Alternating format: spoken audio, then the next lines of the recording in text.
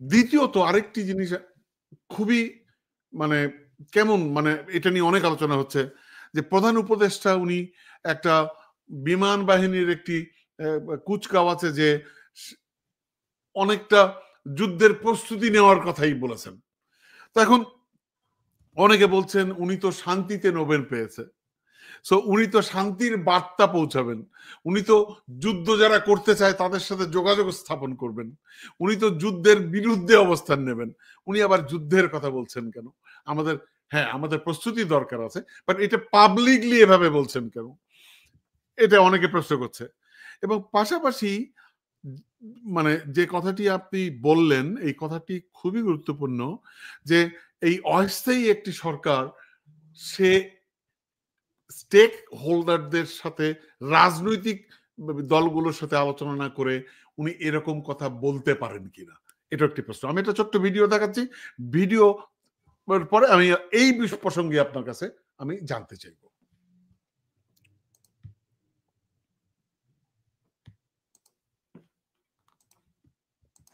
কালকে পররাষ্ট্র উপদেষ্টার একটি বক্তব্যে আমরা অবহিত হয়েছি যে মিয়ানমারে যুদ্ধ এবং ভূমিকম্পের কারণে মানবতার চরম বিপর্যয় এবং মানবিক সংকট তৈরি হয়েছে। সেখানে জাতিসংঘের ত্রাণ সংস্থার সহায়তা পৌঁছাতে তারা নাকি একটি সংবাদ মাধ্যমে এই খবরটি জানতে পেরেছি। কিন্তু একই সাথে আজকে আমরা প্রধান উপদেষ্টার বিশেষ সহকারী এবং প্রেস সেক্রেটারি জনাব শফিকুল ইসলামের বক্তব্যে আমরা জানতে পেরেছি সরকারের সাথে এখন পর্যন্ত জাতিসংঘের কোনো সংস্থা বা আন্তর্জাতিক কোনো সংস্থা এই রকমের আলোচনা করে নাই। তো প্রথমেই এই বক্তব্যে আমরা খুব আশ্চর্যান্বিত হয়েছি, আমরা উদ্বেগ প্রকাশ করছি। সরকারের দিক থেকে এই ধরনের দ্বিমুখী এবং দু ধরনের বক্তব্য এসেছে, এটি আমাদেরকে আরও শঙ্কায় ফেলেছে। আমরা আরও উদ্বিগ্ন হচ্ছি যে তাহলে প্রকৃত ঘটনা নিয়ে লুকোচুরি করা হচ্ছে কিনা। যদি বাংলাদেশের ভূখণ্ড ব্যবহার করে মিয়ানমারের রাখাইনের জন্য মানবিক করিডোরের নামে বাংলাদেশের স্বাধীনতা সার্বভৌমত্বকে হুমকির মুখে ফেলা হয়, তাহলে আমরা সকল রাজনৈতিক দলগুলো একত্রিত হয়ে আলাপ আলোচনা করে এই বিষয়ে আমাদের রাজনৈতিক প্রতিক্রিয়া এবং আমাদের প্রতিরোধ আমরা গড়ব। কারণ শুনলেন ভিপি নূরের কথা। প্রশ্নটি আসলেই আমাদের ন্যাশনাল সিকিউরিটি প্রসঙ্গ চলে আসে কিনা, এবং আপনাকে যে প্রশ্ন করেছি এর সাথে আরেকটি প্রশ্ন আমি জুড়ে দিতে চাই যে আমরা জাতিসংঘের নামে আমেরিকার পারপাস সার্ভ করছি কিনা, এটিও কিন্তু এখন প্রশ্ন আসছে। না ধন্যবাদ, আমি ভিপি নূরের এটা দেখলাম এবং আপনাকে যে কথাটা আমি বলতে চাচ্ছিলাম, অবশ্যই আমাদের ন্যাশনাল সিকিউরিটির ব্যাপারে ইট ভেরি ইম্পর্টেন্ট, এটা আমাদেরকে দিতেই হবে। আপনাকে মনে রাখতে হবে একটা জিনিস, মনে রাখতে হবে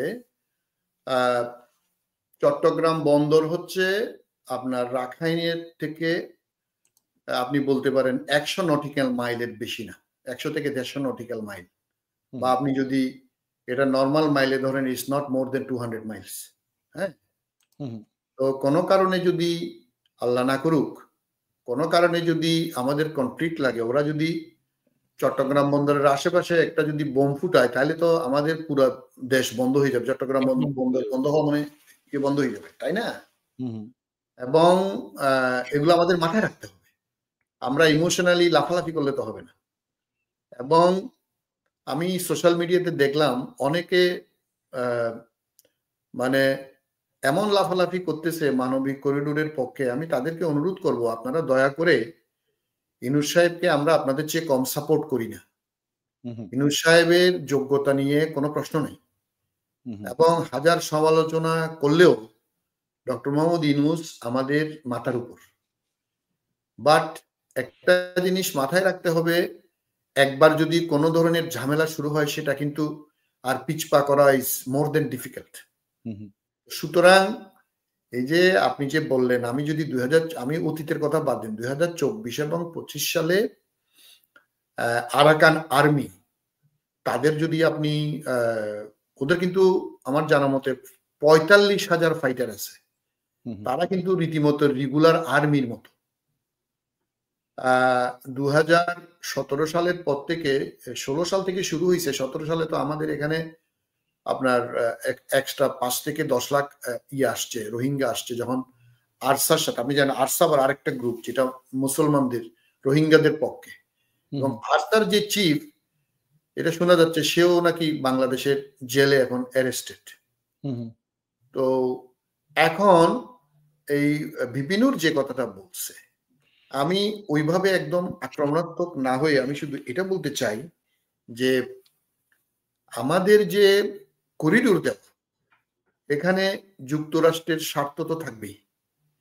যুক্তরাষ্ট্র আপনি জানেন বার্মা অ্যাক্ট নামে একটা অ্যাক্ট করছে, এক্স্যাক্টলি, এবং বার্মা অ্যাক্ট আমাদের যদি জানা থাকে, সেটা বার্মা অ্যাক্ট মানে তারা বার্মাকে, মানে যদি আমরা একদম ফ্ল্যাটলি বলি, সেটা হচ্ছে ওরা বার্মাকে ছিন্ন ভিন্ন করবে, সোজা কথা।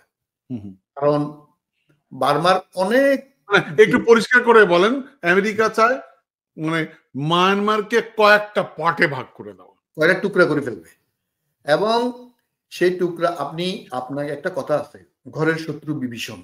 ঘরের শত্রু বিভীষণ। আপনার আমেরিকা এটা কেন করতেছে? তার কারণ হচ্ছে মায়ানমার অলরেডি সেখানে ৫ থেকে ৭টা গ্রুপ, এই রোহিঙ্গা বা আপনার আরাকান বলেন, কোচিন বলেন, চীন প্রদেশ বলেন, তারপরে ওদের ৫-৭টা গ্রুপ এখানে ৫-৭টা জায়গা দখল করে আছে।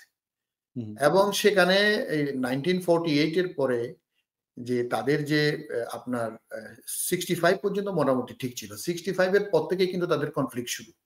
এবং মায়ানমার এমন একটা দেশ, it is very near to north Korea, এবং ওখানে পার্লামেন্টে মনে করেন আর্মির জন্য নির্দিষ্ট কোটা ভাগ করা, এবং আবার কিছু মন্ত্রিত্ব, মনে করেন প্রতিরক্ষা মন্ত্রী, অর্থমন্ত্রী, এইসব মন্ত্রিত্ব কিন্তু আর্মির জন্য নির্ধারিত।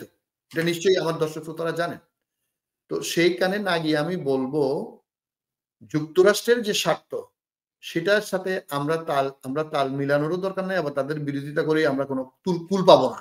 এক্স্যাক্টলি পাবো না। এখন আমেরিকাকে যতটুকু সহযোগিতা আমাদের করা দরকার, জাতিসংঘকে আমাদের যতটুকু সহযোগিতা করা দরকার, এমনকি চায় না। এখন আমরা জানি যে এই যে কাঠমান্ডুর যে সরকার, মানে মায়ানমারের যে সরকার, জান্তা সরকার যেটা আমরা বলি, এই সরকারকে আমরা জানি চীন প্রচন্ড রকম সহযোগিতা করে, কিন্তু আমরা এটাও জানি প্রায় বেশিরভাগ এই যে আপনার বিদ্রোহী গোষ্ঠীগুলোকেও চীন অস্ত্র, সব শুধু সাপোর্ট করে না, অস্ত্র এবং টাকাও দেয় বলে আমরা, মানে আপনি বলতে চাচ্ছেন ডাবল রোল প্লে করছে। তো আমরা এখানে আমাদের স্বার্থ তো, আমি বারবার করে বললাম, আমাদের নিরাপত্তা এবং রোহিঙ্গাদের ফেরত পাঠানো, এটা হচ্ছে আমাদের স্বার্থ। এটা আমাদের স্বার্থ, রাইট। এই স্বার্থ হাসিল করার জন্য কৌশলগতভাবে, সেটা জান্তা সরকার হোক, আরসা হোক, আরাকান আর্মি হোক, চীন হোক, যুক্তরাষ্ট্র হোক, অথবা মায়ানমার হোক, যার সাথে যতটুকু সম্পর্ক রাখা দরকার আমরা রাখি, কিন্তু অবশ্যই সেটা হতে হবে আমাদের জাতীয় নিরাপত্তাকে মাথার উপর রেখে।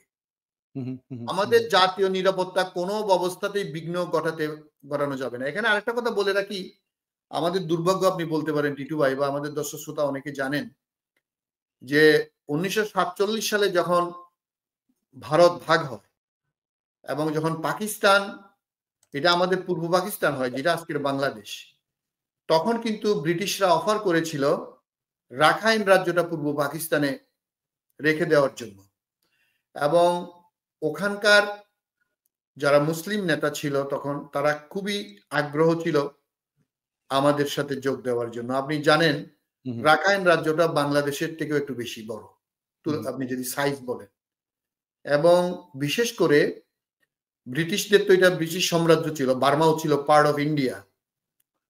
তো এই তখন যে ব্রিটিশরা যে আসাম বেঙ্গল রেলওয়ে করছিল, এটার হেডকোয়ার্টার ছিল চিটাগাং, এবং এটার বিস্তৃতি ছিল মায়ানমার পর্যন্ত। আপনি জানেন যেটা এখন সিটুয়ে বলে, এটার নাম ছিল আকিয়াব।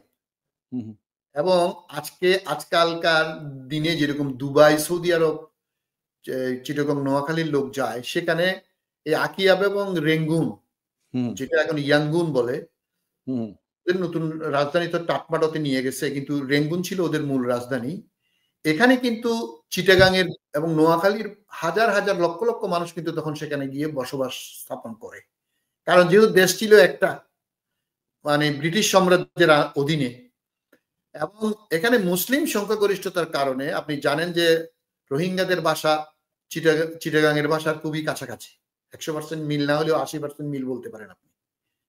তো সেখানে আমাদের সে দুর্ভাগ্য যে মোহাম্মদ আলী জিন্না সেই সময়ের নেতা, পাকিস্তানের জাতির পিতা যাকে বলা হয়, উনি রাজি হন নাই।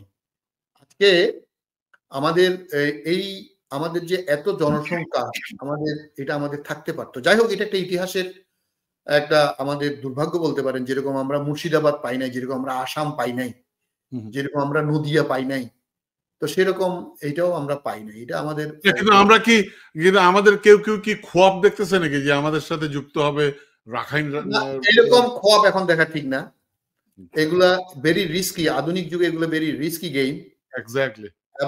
এবং আপনার এটা হয়তো আজ থেকে 10, 20, 30, 40 বছর পরের ইতিহাস কোথায় যায় আমরা জানি না।